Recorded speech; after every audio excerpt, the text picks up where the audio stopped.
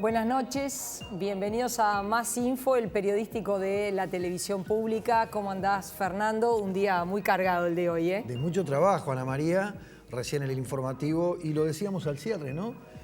Digamos que toda la parte política, protocolar, utilicé la palabra liturgia para ser un poco más abarcativo, ¿no? No es exactamente eso, por supuesto, pero la tuvimos durante todo el informativo, porque fueron 18 los intendentes, los gobernantes departamentales que asumieron hoy. Solo queda para mañana viernes, se va a robar toda la atención seguramente. Obviamente. Aníbal Pereira en el departamento de Rocha. Que tenemos su opinión hablando de Aníbal Pereira, porque en este programa nos planteamos el desafío que tienen los gobiernos departamentales. Les vamos a mostrar algo de lo que es el déficit con que asumen los 19 intendentes, las transferencias del gobierno central y, por supuesto, los desafíos para el quinquenio. Y vamos a tener 4 opiniones, 2 integrantes del Frente Amplio y 2 del Partido Nacional. Uno de ellos es Aníbal Pereira, Daniel Martínez, Carlos Enciso y Sergio Botana. En estos días aprovechamos, los encontramos por allí y los entrevistamos. Obviamente no podíamos tenerlos hoy aquí en el estudio en el día que asumíamos, y aprovechamos para invitar y traer aquí a estudios al director de descentralización e inversión de la Oficina de Planeamiento y Presupuesto, que le agradecemos que una noche como hoy esté aquí con nosotros, Pedro Apesteguía. Pedro Apesteguía, vamos a hablar con él de muchos temas, fundamentalmente de lo que tiene que ver con la plata, ¿verdad? Y ustedes dirán, ¿por qué? Bueno, hay muchas razones por las cuales hay un nexo muy fuerte, no solamente en materia económica, pero sí en materia económica es donde vamos a poner el foco, entre la Oficina de Planeamiento y Presupuesto y los gobiernos departamentales. Y esa es la razón por la cual está en nuestro estudio esta noche y vamos a estar en instante nada más conversando con él, ¿eh? Y por supuesto, al final, el politólogo, analista Gerardo Caetano va precisamente a reflexionar acerca de los desafíos para estos próximos 5 años. Empezamos con el primer informe.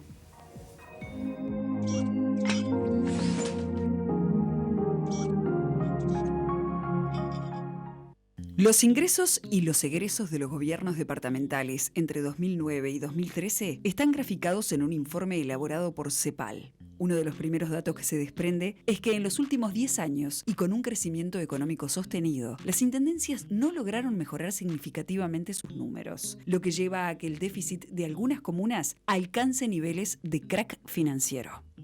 Analicemos el asunto empezando por 2 variables: transferencias del gobierno central y déficit municipal. Y vayamos específicamente a los últimos datos absolutos, que responden a 2013, ya que los últimos de 2014 aún no han sido procesados en todas las intendencias. La transferencia del gobierno central hacia las intendencias alcanzó en 2013 el 30% de los ingresos de las comunas promedialmente.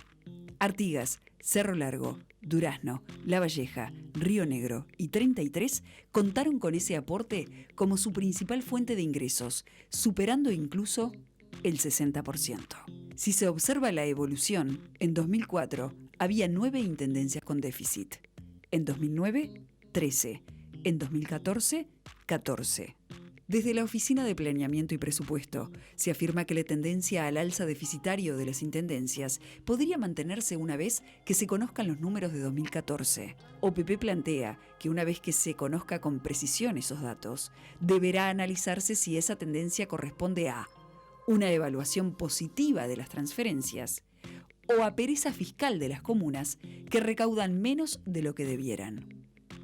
Otra perspectiva que está en el foco de la evaluación es si deben revisarse las transferencias teniendo en cuenta el hecho de que las intendencias son autónomas, pero en la actualidad la mayoría sobrevive con los aportes del Estado.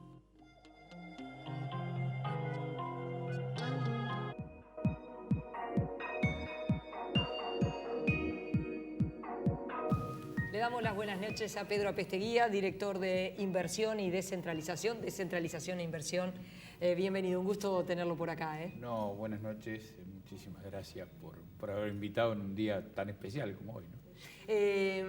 La relación entre las intendencias y la Oficina de Planeamiento y Presupuesto y la preocupación por esta relación, ¿usted cómo la visualiza?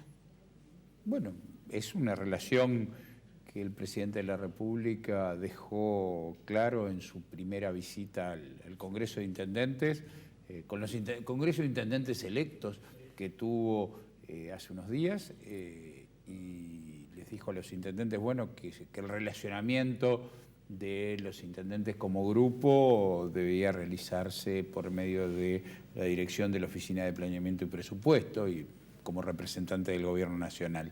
Y bueno, lo tomamos con la normalidad de tener una estructura que está diseñada para atender a los gobiernos, como se dice ahora, subnacionales, los gobiernos departamentales y los gobiernos municipales, porque todos ellos asumen ahora las nuevas responsabilidades que les dio la ciudadanía el pasado 10 de mayo.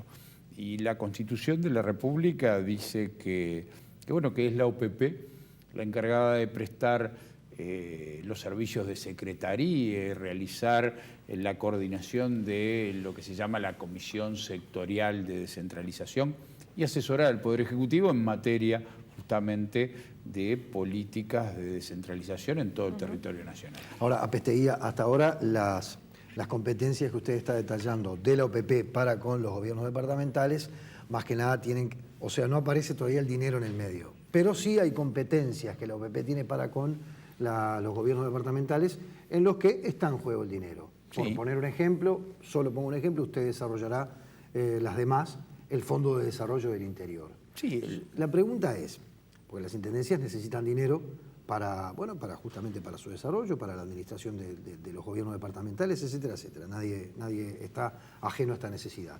Pero digo, además de los dineros provenientes de las propias intendencias, por distintos conceptos, ¿cuáles son y por qué concepto el dinero que el gobierno central o el gobierno nacional envía a los gobiernos departamentales? Bien. Pequeño resumen. Un pequeño resumen. El otro día, el 30 de junio, presentó el Ministerio de Economía, el Poder Ejecutivo, por intermedio del Ministerio de Economía, la rendición de cuentas del 2014. Y allí hay un cuadro bien ilustrativo de las transferencias a los gobiernos departamentales, 13.000 millones de pesos en el año 2014. 10.000 millones de esos en partidas de libre disponibilidad, es decir, van a las intendencias con unos porcentajes que vienen desde hace muchos años, van y los intendentes, con esas cifras las usan para el funcionamiento habitual de las intendencias. ¿Es dinero que proviene de rentas generales? Dinero que proviene de rentas generales, de los impuestos que pagan el conjunto de los uruguayos. El Fondo de Desarrollo del Interior, unos 1.000 millones de pesos adicionales, que son dineros que corresponden al Gobierno Nacional y que el Gobierno Nacional les dice a las intendencias algo así como decir, postulen ustedes proyectos y la Comisión Sectorial de Descentralización, si los evalúa adecuadamente, los aprueba y paga la realización de esos proyectos. También ese dinero proviene de rentas generales. Ese también dinero proviene de rentas generales, pero se les paga a las intendencias en la medida que las obras se van realizando. Luego tenemos unos 500 millones que son subsidios a la tarifa del alumbrado público. Es decir, en la medida que las intendencias utilizan alumbrado público y pagan el alumbrado a UTE, hay un subsidio de parte de esa tarifa que está vinculado a la realización de políticas de eficiencia energética, de extensión del alumbrado, pero todo eso conforma unos 500 millones de dólares, otros 300 millones van a pagar los costos que significó la instalación del Sistema Único de Cobro de Ingresos Vehiculares, el famoso SUSIVE. Otros 500, 400 y pico de millones fueron destinados en el año 2014 a financiar obras de caminería en base al impuesto al patrimonio. Es decir, hay un conjunto diverso, pero bien importante, de vías en las cuales las intendencias reciben los recursos del Gobierno Nacional. Le queremos mostrar, para que lo vean junto con la teleaudiencia, lo que nos decía Artigas Barrios, exintendente de Rocha y el último presidente del Congreso de Intendentes del anterior quinquenio, vinculado con los déficits con que inician los nuevos intendentes. Vamos a escuchar y ver lo que decía Artigas Barrios.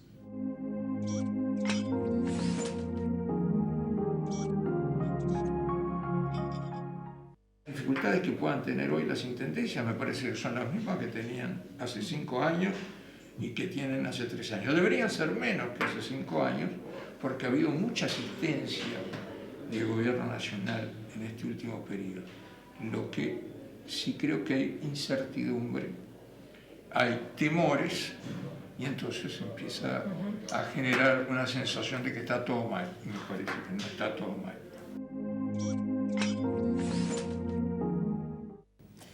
Allí lo tenía. ¿Cuál es la preocupación de la Oficina de Planeamiento y Presupuesto vinculado con los déficits que tienen las comunas? Bueno, el déficit que tienen los gobiernos departamentales aportan o contribuyen a ese déficit global que tiene el Estado uruguayo.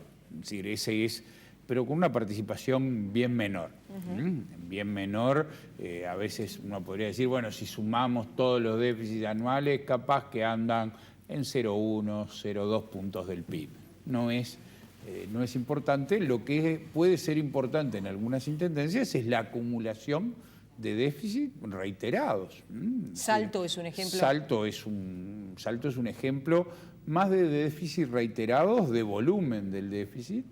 Es decir, hay intendencias que, bueno, tienen el 10, el 15% de su presupuesto, dan de déficit en un año muy particular, en un año donde los intendentes titulares en muchos casos renunciaron, tuvieron intendentes suplentes, las elecciones provocan un aceleramiento en las obras, y otra cosa son aquellos déficits abultados que implican más de un presupuesto departamental. Esos son muy difíciles luego de pagar porque las intendencias no tienen la posibilidad de endeudarse como quizá tendría un gobierno nacional, ¿no? Ahora, ¿Y hay ejemplos de eso? Perdóname. Sí. ¿Salto es un ejemplo?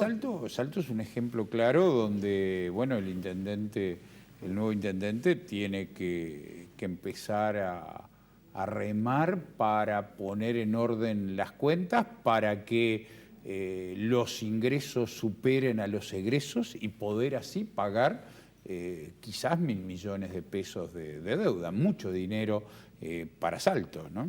hay deudas en Salto Apesteguía que tienen una connotación social muy fuerte, ¿verdad?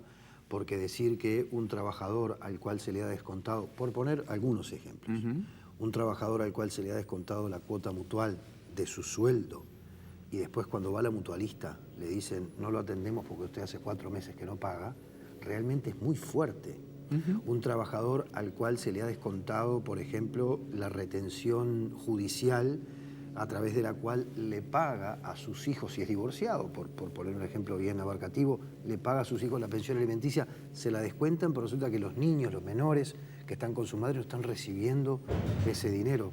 Algunos ejemplos. Entonces uno se pregunta, y seguramente usted me dirá, pregúntele a Artigas Barrios, ¿cómo el intendente o el exintendente de Rocha, Artigas Barrios, dice no es tan grave o le quita trascendencia a algo que en Saltos hay 19 intendencias? Hay 19 intendencias. Habrá que ver la demás. Seguro, pero Artigas Barrios es un ejemplo. Él recibió la intendencia, yo recuerdo, 7, 8 de julio del 2005 y había literalmente 10 pesos en la caja. Ya recibió una intendencia sin caja, luego de muchísimos años donde los funcionarios de la intendencia agarraban algunos recibos y trataban de cobrar ellos mismos las contribuciones inmobiliarias, las patentes de rodados que le debían. Artigas Barrios, en ese sentido, es una referencia porque acaba de cerrar el presupuesto de la Intendencia de Rocha superavitario. Bien, pero entonces llama la atención que le quite trascendencia a cosas tan delicadas como las que están ocurriendo. A ver, yo digo, el caso de Salto es una excepción grave a esto. Los demás déficits son para tener en cuenta, para mirar. para preocuparse en la medida que la Constitución de la República dice que los presupuestos departamentales tienen que ser presupuestos equilibrados. Ahí está, pero por ejemplo, para no hacer solamente foco en el departamento de Salto, porque si bien Salto es, me parece, el que ha llegado a situaciones más extremas, hay otras luces de alarma que se encienden, como por ejemplo el departamento de Maldonado. ¿Cuál es la situación en Maldonado? No, la situación en Maldonado, el déficit arrojado en Maldonado debe estar en el 10, el 15, no supera el 15% de un presupuesto. Es un déficit manejable para Maldonado que tiene una estacionalidad en el manejo de sus recursos. Y el año de las elecciones es muy difícil porque es imposible prorrogar los préstamos más allá del día de la Asunción, con lo cual plantea que el que se va tiene que saldar todo antes del 10 de julio y el otro necesita los préstamos el día 11 y por lo tanto se le hacen difíciles los trámites. Pero eso se ha resuelto en Río Negro, se ha resuelto en Maldonado, se ha resuelto en la mayoría de los departamentos en forma adecuada. Los próximos meses los intendentes deberán confeccionar un presupuesto, tener en cuenta las partidas del gobierno nacional, tener en cuenta, bueno, los compromisos de gestión que se asuman con el gobierno nacional, uno de los cuales están dirigidos seguramente a decir, bueno, hay que tener una responsabilidad fiscal mayor a la que se ha tenido para enderezar las cuentas, para cumplir con el precepto constitucional. El ministro de Transporte, Víctor Rossi, hace unos días se quejaba de la forma en que las intendencias, por ejemplo, ejecutaban el dinero para la concreción de las obras viales. Él señalaba que de 15 millones, por ejemplo, habían ejecutado un 5%. Le reprochaba, en definitiva, a las intendencias, a las administraciones, la falta de ejecutividad que habían tenido. Y a lo largo del quinquenio se produjo choques entre la Oficina de Planeamiento y Presupuesto y algunas comunas precisamente por la forma de ejecutar los recursos centrales o de no ejecutarlos precisamente. Cerro Largo, por ejemplo. Sí, o Florida, por ejemplo. Agrego una cosa, o Florida también, pero agrego una cosa a lo que decía Ana María para que responda con tranquilidad a Pesteguía. En abril se realizó un Consejo de Ministros en el departamento de Cerro Largo y en esa oportunidad Álvaro García, el director del OPP, su jefe, ¿no? Mi jefe. Su jefe, exactamente.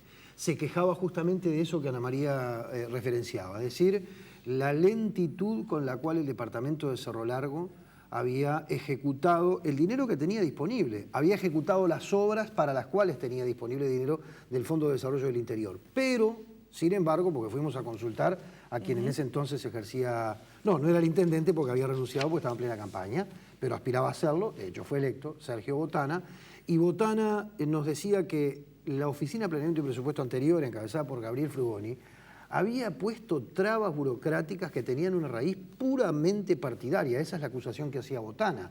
Decía, por ejemplo, que cuando venían a ejecutar obras en caminería rural, por ejemplo, donde no hay alcantarillas, la Oficina de Planeamiento y Presupuesto les pedía, antes de darles el dinero, les pedía un informe sobre el alcantarillado del lugar que iban a encarpetar. Carpeta asfáltica estamos hablando, ¿no? Ahí está.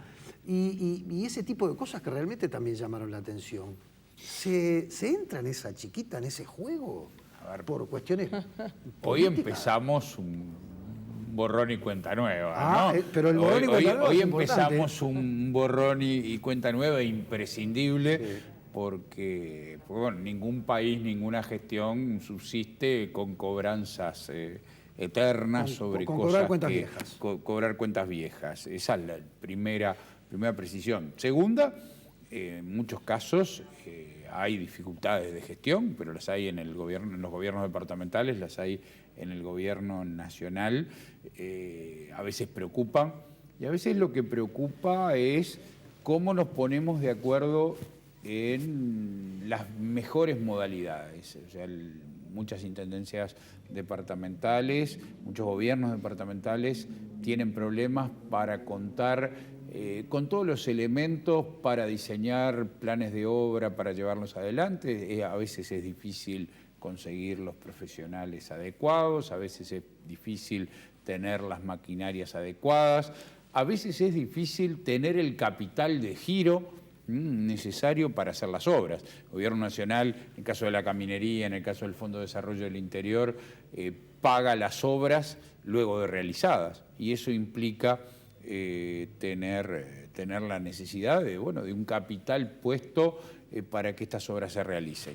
Borrón y cuenta nueva en este sentido, un relacionamiento que estamos empezando a construir con los nuevos intendentes, donde lo primero que vamos a discutir es de las asignaciones presupuestales que tienen que ser contempladas en el presupuesto nacional, pero también de aquellos compromisos vinculados con la ejecución, con la calidad de los trabajos que se realizan, poniendo las capacidades de la Oficina de Planeamiento y Presupuesto al servicio de esa gestión. ¿Es al servicio, perdón, sí, una cosita nada más y te dejo que pregunte, ¿es al servicio o hay la OPP hace un seguimiento de la ejecución? Sí, hace un seguimiento de la ejecución. ¿Y la califica la ejecución? Bueno, si uno entra a la página web puede encontrar obra por obra que se realiza en los departamentos del interior del país, ver cuál es su evolución, cuáles aquellas que están atrasadas, aquellas que no están atrasadas, y un semaforito que dice rojo, amarillo, verde,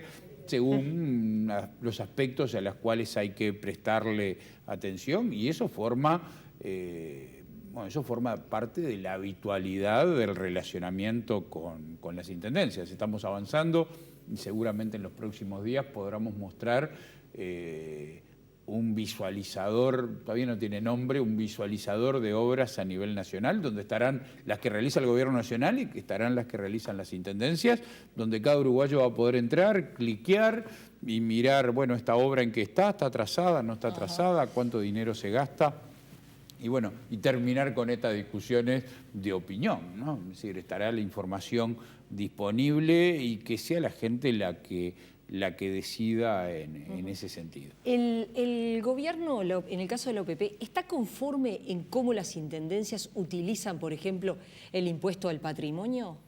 Bueno, el impuesto al patrimonio está destinado a la caminería rural y la Comisión Sectorial de Descentralización fue aprobando cada uno de los proyectos y por lo tanto debo suponer que el Poder Ejecutivo, que tiene 6 votos, igual que los intendentes en la Comisión Sectorial, está de acuerdo en la forma de aplicación. Las diferencias del ministro Rossi han estado vinculadas con la velocidad, fundamentalmente este año. Yo insisto de cualquier manera que debemos dar una oportunidad a ver cómo transcurre llegan los nuevos intendentes. el 2016, cuando están los titulares, el cuadro de los titulares, el cuadro de los nuevos programas, de los nuevos compromisos, parece lo más importante para discutir. Vamos a hacer una pausa, volvemos enseguida.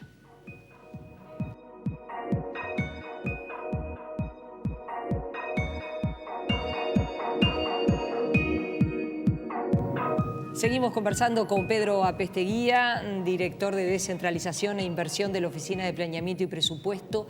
El gobierno se enfrenta, y esto a la vez se va a reflejar en las intendencias, en un recorte de la inversión pública, porque hay en el país instalado, incluso dentro de la fuerza política Frente Amplio, una discusión sobre los recortes a los que se está planteando el Ministerio de Economía.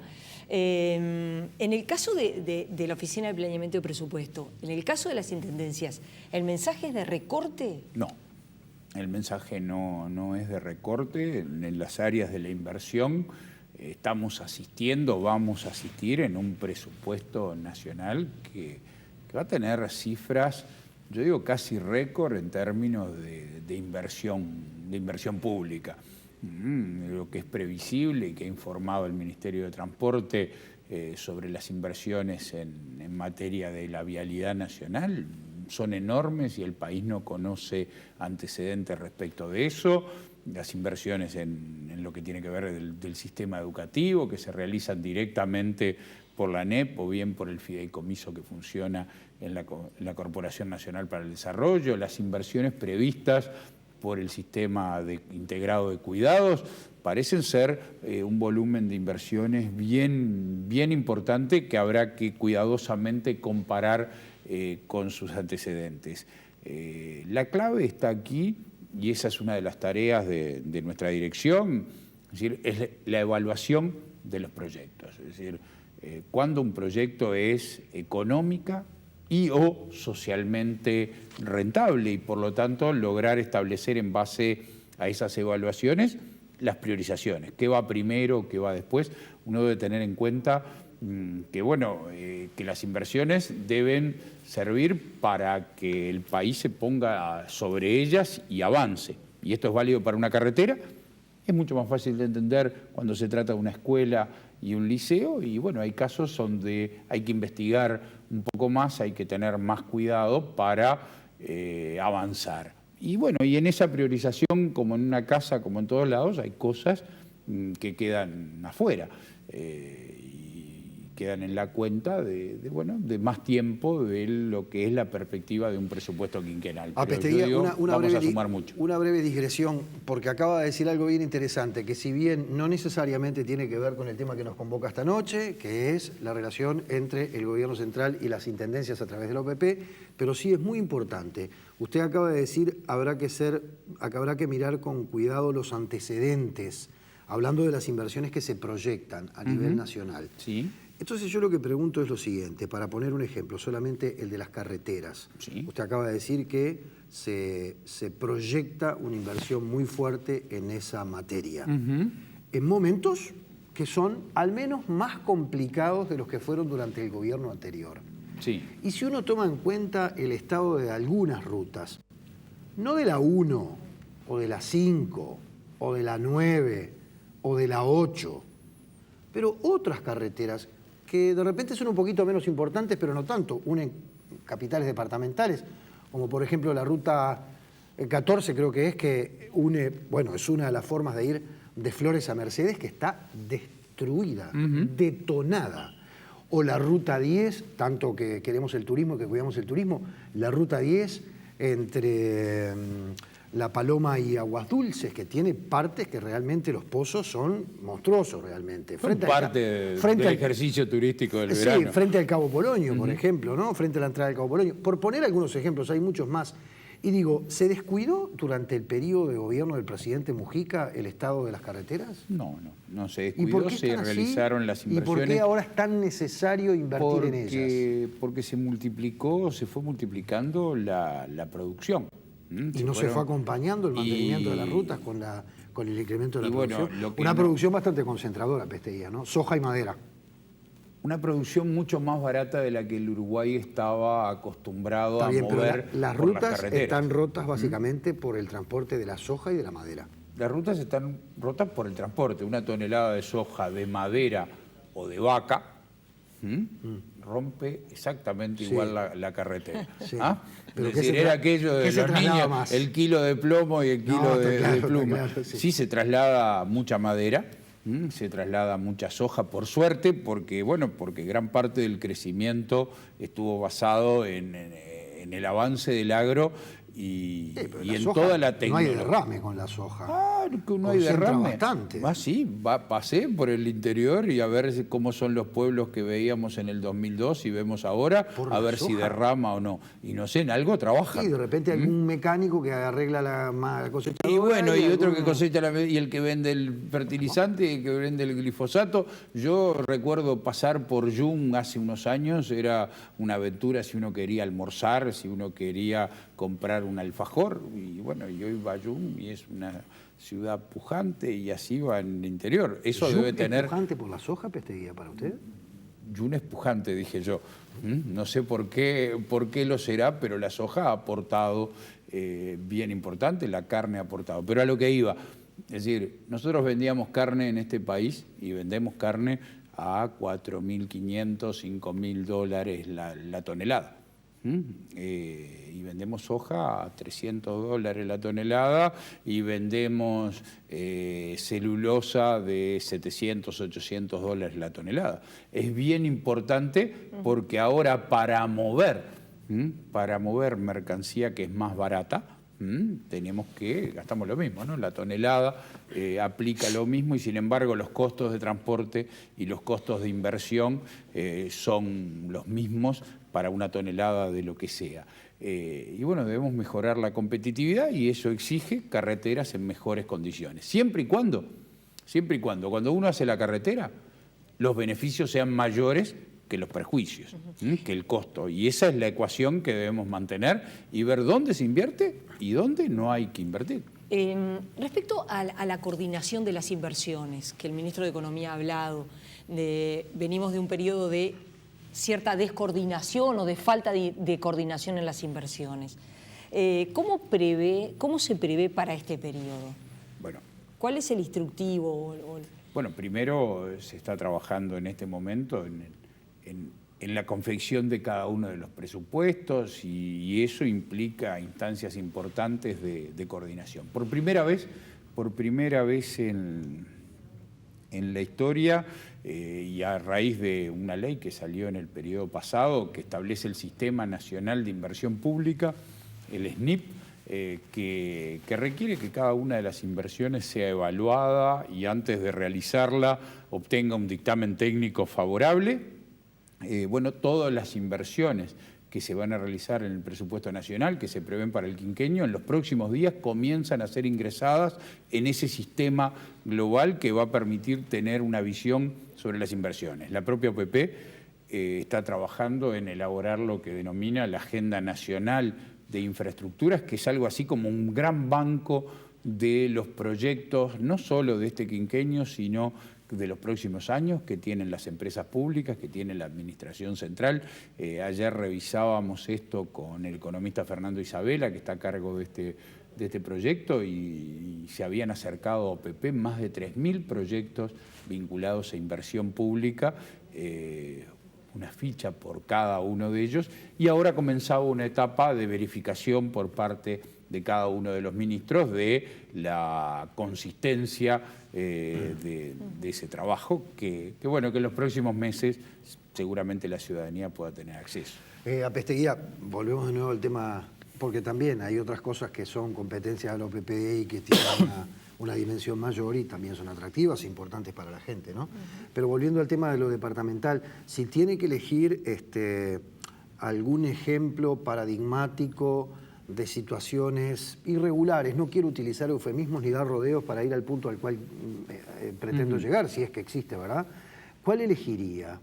Por ejemplo, mientras esperábamos para realizar esta entrevista, y volvemos otra vez al tema de la situación en Cerro Largo, porque esa particularidad que tiene el proceso electoral, que implica que los intendentes que pretenden ser reelectos tienen que renunciar un tiempo antes establecido constitucionalmente para hacer la campaña electoral, también a veces provoca que haya desajustes en cambios de administraciones que se dan muy rápido, porque de alguna manera cualquier departamento cuyo intendente haya sido reelecto, el intendente renunció a principios de 2014, asumió el número 2, que quedó como titular, y ahora vuelve a haber un traspaso de mando que se está dando hoy y mañana, ¿verdad? Jueves y viernes.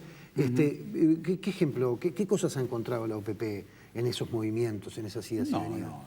Lo que hemos encontrado básicamente es obras que van más lento de lo que hubiéramos deseado, relacionamientos que hay que reconstruir. Fíjense que el gobierno nacional asume el 1 de marzo, los intendentes asumen 9, 10 de julio. Eso plantea muchos meses donde el relacionamiento es más complejo y donde las obras se enlentecen. Pero confiamos que en los próximos meses eso se va a recuperar, porque además hay 112 alcaldes que también hay que van a estar bien cerca de la gente reclamando que las obras de cada uno de esos localidades se realicen, se retomen. Yo creo que eso es lo significativo que tenemos ahora y vamos a escuchar bastante sobre el tema. Nos están diciendo que lo tenemos que despedir, pero brevemente sobre los alcaldes, y seguramente esto es un tema de voluntad personal, por lo tanto, hace un par de meses el vicepresidente Raúl Sendic, en una entrevista que le hacían varios periodistas, dijo que el presidente Tabaré Vázquez tenía la intención de, después de las elecciones municipales, pasaron el 10 de mayo, ya estamos a 9 de julio, reunirse directamente con los alcaldes para ver cuáles eran las necesidades de los municipios desparramados por todo el país, entre otras cosas para evitar, y esto lo dijo Sendik, ¿no? Para evitar, no para puentear a los intendentes o a las intendencias, pero sí para evitar que muchas veces dineros que son necesitados, fondos que son necesitados en los municipios, al pasar por la intendencia sean chupados por la aspiradora de la intendencia. No se ha dado todavía ese encuentro. Bueno, ese encuentro los alcaldes están asumiendo en estos días. Sí. El presidente de la República ha comprometido o ha manifestado que quiere ir a la primera reunión del plenario de municipios para tener, de la misma manera que lo hizo con los intendentes, esa seguramente va a ser la instancia. Y va a reunirse con los alcaldes. Estamos realizando el ciclo de transición de los municipios, que consisten en más de 19 talleres, 18, 19 talleres, donde los alcaldes de cada uno de los departamentos, los suplentes de alcalde, los concejales, participan en un taller tendiendo a ordenar el trabajo, colaborar en cómo desarrollan su plan de trabajo. ¿Necesitan capacitación en gestión de gobierno, por ejemplo? Sí, seguro. Todos necesitamos capacitación en gestión de gobierno, eso es bien importante. Acá hay gente que sabe hacerlo y hay gente que representa el sentir más inmediato de la ciudadanía, al cual necesita aprender a agarrar las herramientas más básicas de gestión para conjuntamente con el intendente llevar las obras adelante.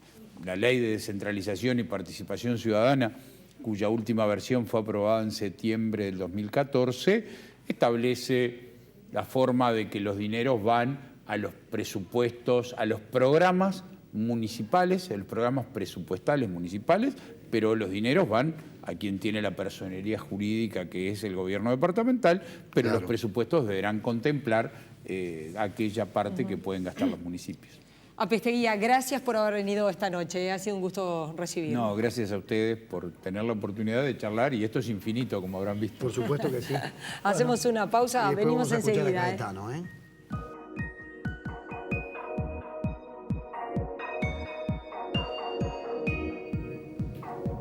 Buenas noches al politólogo Gerardo Caetano. ¿Cómo estás, Gerardo? Buenas noches, ¿qué tal? Hola, Gerardo. ¿Qué tal? Un día especial con la asunción de la mayoría de los intendentes, con muchos desafíos por delante. Si te parece, Gerardo, antes de empezar, vamos a recabar la información de 4 de ellos, 2 del Frente Amplio y 2 del Partido Nacional. Ya lo vemos.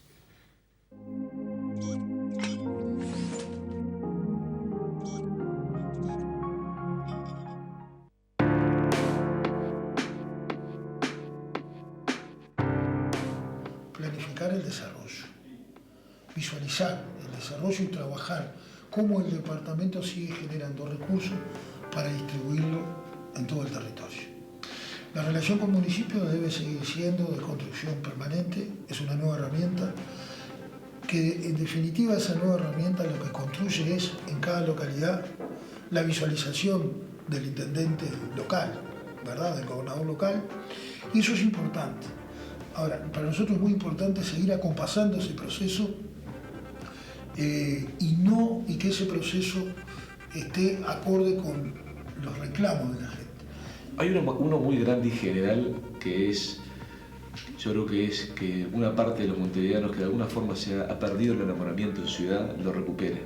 Volver a lograr que todos los montevideanos tengan ganas de contribuir a que sea una ciudad más limpia, de aceptar las reglas de tránsito y de ayudar a los problemas, ayudar, porque no estoy diciendo que el eje del problema sea eso, pero muchas veces y contribuye mucho, ¿no? Lo hemos dicho 1000 veces. Por ejemplo, a nivel de limpieza, la ciudad más limpia no es solo la que tiene la mejor gestión de limpieza y la mejor inversión para solucionar el problema de limpieza, sino es también la que la gente ensucia menos. Así que hay un gran tema ahí que implica educación, implica reenamorar a la gente de su propia ciudad. Tenemos que acomodar las finanzas de nuestros gobiernos, estructurarlos bien y después vamos a trabajar rápidamente en recuperar los niveles de limpieza de la ciudad. Yo quiero que Melo vuelva a ser la ciudad más limpia del país rápidamente, pero Tenemos que solucionar los temas del tránsito, los temas de la obra pública, los temas de la caminería, mejorar la accesibilidad en todos los sentidos para la producción y para el niño que va a la escuela, para todos, para que los muchachos puedan estudiar y para que alguien tenga derecho a enfermarse viendo la campaña. Descentralizar profundamente. Desde el punto de vista de la gestión, nosotros hemos creado 9 municipios. Hemos llevado los bienes de la electrónica, de los nuevos sistemas de comunicación, los tenemos presentes en toda la campaña del departamento. La gente hace los trámites en la campaña de Cerro Largo como si los hiciera en la oficina central. Pero estamos haciendo con Antel llegar la telemedicina. Y estamos tratando, bueno, de equipar esos municipios de maquinarias, de herramientas, de lo necesario para que puedan trabajar. Esa es una cuestión fundamental de este periodo de gobierno. O sea, viabilizar las fuerzas productivas, ampliar, abrir el departamento aún más a la región, a lo que pueden ser, atractivos turísticos para que venga gente, lo que pueden ser inversiones para que haya empleo. Eso es un poco, en términos generales, objetivos genéricos. Después sí está la gestión directa, que ya no es el ABC del alumbrado, la basura y las calles que hemos hecho ya en este quinquenio que promedia, porque somos reelectos, mucha cosa, pero que hay que seguir profundizando. Factores de inversión, de la logística, de la caminería, de las mejoras en infraestructura son clave. Por eso queremos tener la posibilidad de un fideicomiso que refuerce el presupuesto. También tenemos objetivos de mejorar la red vial, 4.000 kilómetros de caminería rural que tiene Florida. Es muy importante mantenerla, que ya de por sí es un objetivo no menor, y consolidar ese trabajo, entre temas también de una gestión moderna, ¿no? Mejorar los niveles de propuesta deportiva, de infraestructura, mejorar la oferta cultural.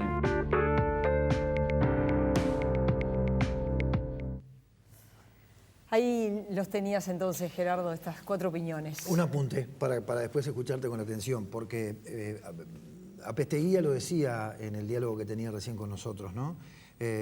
Porque hay acusaciones cruzadas, rencillas personales, a veces incluso intrapartidarias, que no están en los testimonios de estos 4 intendentes que acabamos de escuchar. Y te tiro algunos ejemplos, porque también quiero que sea parte de tu análisis, Gerardo. Por ejemplo, le preguntábamos a Apesteguía si porque hubo acusaciones contra la vieja Oficina de Planeamiento y Presupuesto, con la vieja conducción, me refiero a la conducción del gobierno anterior, de que por cuestiones políticas de repente había retaseos o pedidos de información que no era necesaria, con lo cual se demoraban el envío de las partidas. Y Apesteguía se limitó a contestar, bueno, vamos a hacer borrón y cuenta nueva. Como diciendo, sí, había eso. Eso por un lado, pero también hay cosas internas entre intendentes que son del mismo partido. Algún ejemplo, nos pudimos enterar en estos días, según algunas fuentes del gobierno, que por ejemplo cuando Botana dejó la intendencia de Cerro Largo para hacer la campaña, a quien lo sucedió o a quien lo subrogó, a Saravia, Pedro Saravia, lo dejó prácticamente con las manos, lo dejó sin plata porque hizo una cesión de todos los créditos que estaban a favor de la intendencia de Cerro Largo a un banco, para pagar las deudas que tenía con un banco. Entonces, después Saravia no podía cobrar las patentes, no podía cobrar la contribución inmobiliaria, porque todos esos créditos que eran a favor de la intendencia habían sido cedidos a un banco para pagar cuentas. Después, las diferencias tremendas que hay entre Moreira y Zimmer. Hoy Moreira asumió diciendo que iba a revisar absolutamente todas las cuentas de la gestión de Zimmer, siendo que son los 2 blancos y además los 2 aliancistas. Bueno, ni que hablar también lo que pasa con Maldonado, ¿no? Lo escuchábamos hoy en el informativo, también lo decía, pero en este caso no son del mismo partido, lo decía Enrique Antía, ¿no? Aunque aquí hace unos minutos Pedro Apesteguía decía que la situación del déficit de Maldonado es manejable, ¿no? Lo que uno diría, una relación de confianza plena. Pero hoy, mañana asume el último intendente, que es Pereira, Aníbal Pereira, y todo el poder público está distribuido. Están los alcaldes, los intendentes, el poder legislativo, el presidente. Bueno, quedan 5 años por delante. 5 años en donde tiene que haber años de cooperación y luego vendrán los años de la competencia. Pero no son estos los años de la competencia. Yo creo que percibir la política como campaña permanente al primero que le hace mucho daño es al país. En ese contexto, hoy han asumido los intendentes departamentales, con situaciones muy distintas. Incluso con situaciones muy distintas que van desde intendentes que, como señalaba Fernando, suceden a intendentes de su partido, con buena relación, otros no tanta, hasta intendencias en donde cambia el partido de gobierno. Pero ustedes lo han visto en los desafíos. El clásico ABC, como decía Enciso, que caracterizaba la función del intendente tradicional, ya no basta. No. El intendente tradicional era alumbrado, basura y calles. Bueno, hoy no hay ninguna de las 19 intendencias que se restrinja a eso.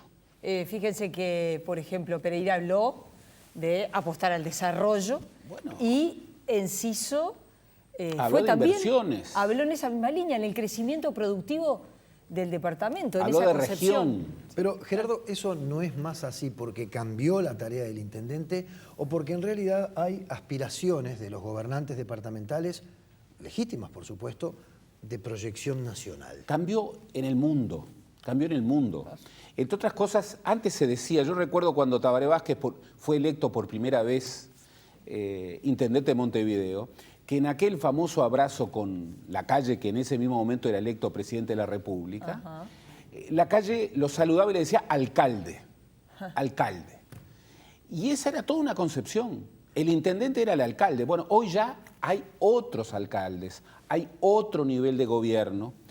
Y el intendente, por otra parte, no solamente aquí, en el mundo, el intendente define una política de lo local que muchas veces, en forma coordinada con el Estado Nacional, pero se vincula con lo internacional. Hoy hay muchas intendencias que tienen Secretaría de Relaciones Internacionales. La Intendencia de Montevideo la tiene hace 25 años. Por allí han pasado grandes figuras. Bueno, allí se dirige... Belela Herrera fue de ahí a la... por ejemplo, nada menos, Belela Herrera. Pero ahí hace casi 10 años que se dirige un observatorio de la cooperación descentralizada. Y no es la única. Ahora también los intendentes que asumen tienen déficit, lo mostrábamos en el primer informe. Y para ponerte a hacer obras, para poder mostrar algo, pensemos en Salto, por ejemplo, para poder mostrar algo va a pasar un tiempo. Ahí está la clave, La clave es país pequeño, país que tiene que apostar a la coordinación. Y un intendente que quiera hacer política hacia adelante, cortándose solo, bueno, rompe la coordinación. Y aquí, recordemos, el expresidente Mujica hizo una apuesta muy fuerte a lograr un vínculo político particular, más allá de los partidos, con los intendentes. Yo creo que esta administración, en una clave completamente diferente, busca una coordinación diferente con los intendentes. Y el rol de la OPP, por ejemplo, es un rol completamente diferente. La OPP en este gobierno de Tabaré Vázquez, la OPP al mando de Álvaro García, tiene un rol estratégico. Y no es casual de que ese rol estratégico se proyecte también a coordinar los gobiernos departamentales. Tenemos otro cuadro para mostrar, y en este caso es los salarios de los intendentes. Vamos a verlo y seguimos aquí.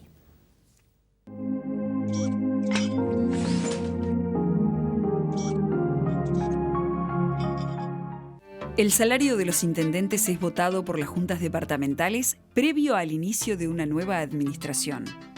El monto es arbitrario, no responde a un criterio que rija para todas las intendencias. Esto explica la diferencia salarial entre los jefes comunales. El que menos ganará es el intendente de Río Negro del Frente Amplio, Oscar Terzagui, que percibirá 140.000 pesos mensuales. Y el intendente con el sueldo más alto es el de Maldonado, Enrique Antía, del Partido Nacional, que recibirá mensualmente 388.367 pesos. Las siguientes gráficas muestran cuáles serán los salarios de los intendentes votados por las juntas departamentales.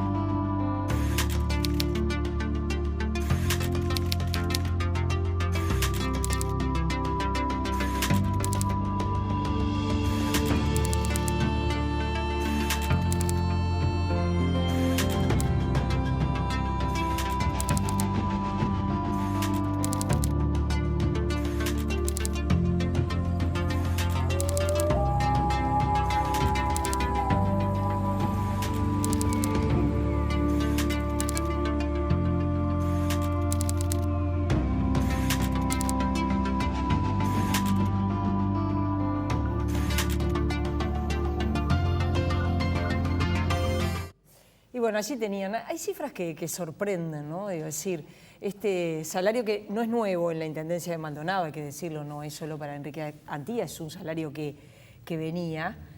También venía el más bajo, ¿no? Exactamente, también venía más bajo. El del departamento de Río Negro. Te quedás corto, te quedás corta. ¿Por qué? No es sorpresa. Es inadmisible. Es inadmisible que, por ejemplo, los salarios de los intendentes no estén establecidos de acuerdo a un criterio homogéneo. Es inadmisible. Por supuesto de que esto tiene que ver con autonomías que están referidas en la Constitución, pero es inadmisible que haya un intendente, y tú lo señalabas bien, no viene de ahora, viene de antes, pero que haya un intendente que cobra 3 veces lo que cobra otro intendente y que cobra más que el presidente de la República. Y que cobra el intendente de Maldonado cobra más que el presidente de la República. Claro, el presidente de la República cobra 318.000 pesos más o menos nominales, el vice cobra 266.000 pesos más o menos nominales y el intendente de Maldonado cobra 388.000. ¿Cómo un ciudadano puede entender eso? ¿Cómo un ciudadano puede entender de que los salarios de los senadores, los salarios de los diputados, los salarios del vicepresidente, los salarios del presidente, los salarios de los ministros de la Suprema Corte de Justicia están fijados de acuerdo a criterios, no son salarios que se definen arbitrariamente, y de pronto las juntas departamentales refieren el salario de cada departamento, y hay asimetrías tan grandes?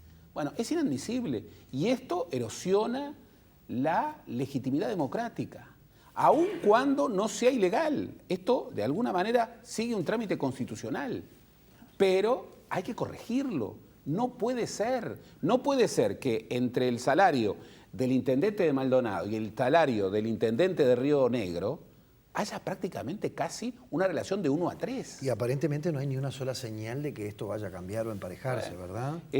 Lo que pasa es que si no se cambia desde los partidos y si no se cambia desde las autoridades, lo va a reclamar cada vez más el ciudadano. Nosotros estamos lejos, por suerte, de la deslegitimación de la política en función, bueno, de este tipo de impactos que genera en el ciudadano lo que cobran las autoridades. Pero comenzamos a tener asimetrías inexplicables, que por otra parte no se dan solamente a nivel de la relación entre los intendentes. ¿Recuerdan cuando el expresidente Jorge Valle publicó lo que se ganaba dentro del Estado? Todos los salarios dentro del Estado. Pobre portero del Banco Central, me acuerdo, que eran sueldos escandalosos. Asimetrías gigantescas, que no tienen que ver con la relación de trabajo y remuneración. Bueno, esto hay que resolverlo. Gerardo, la seguimos. Este tema va a dar para mucho más, pero la seguimos otro jueves, si te parece. Claro que sí. Nos estamos despidiendo, volvemos el jueves a las 21 horas. Con un tema que arde, con un tema que realmente arde. Es una ley que ya está aprobada, que falta su reglamentación. Estamos hablando de la Ley de Servicios de Comunicación Audiovisual. Se lo recomiendo.